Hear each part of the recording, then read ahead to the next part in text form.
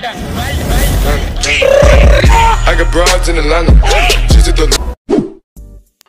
টেরি মেয়েটা কে রে চন্দন? ও আমাকে টেরি মনে হলো? হ্যাঁ না, আপনি তো এখানে ভ্যাকসিন নিতে এসেছেন। সত্যি কথা বলতে কি ম্যাডাম, আপনাকে দেখেই মনে হয় আপনি ছোটবেলা থেকে অনেক ভ্যাকসিন নিয়ে বড় হয়েছেন। জাস্ট শাট আপ, আমাকে ভ্যাকসিন দিতে আসো রাইট নাও। যা সালা, আজ আবার ভ্যাকসিন দিতে হবে?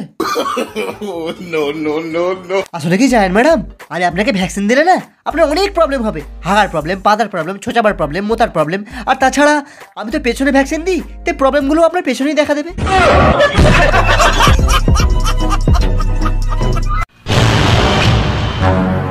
এ বুড়ো তো হার্ট অ্যাটাকে মারা গেছে, আর আপনি করোনা রিপোর্ট তৈরি করেছেন। চেপে যান, এখন এর মধ্যে করোনা ভাইরাস ঢোকাতে হবে। মানে এদের বাড়ির লোকের কাছ থেকে করোনা বলেই তো টাকাটা খেতে হবে।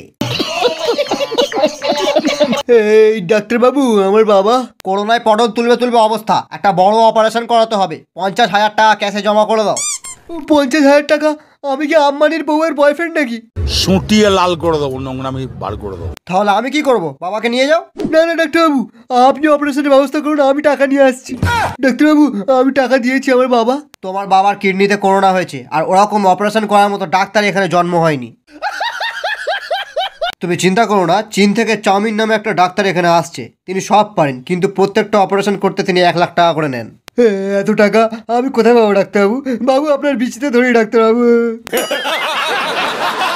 আই এম সরি মাই সান, তোমার বাবা করোনার ভোগে চলে গেছেন। উনি করোনার ভোগে মারা যাননি, উনি মারা গেছেন হার্ট অ্যাটাকে। ইন দা ভোগ অফ মা, মায়ের ভোগে যাবার জন্য তৈরি হ।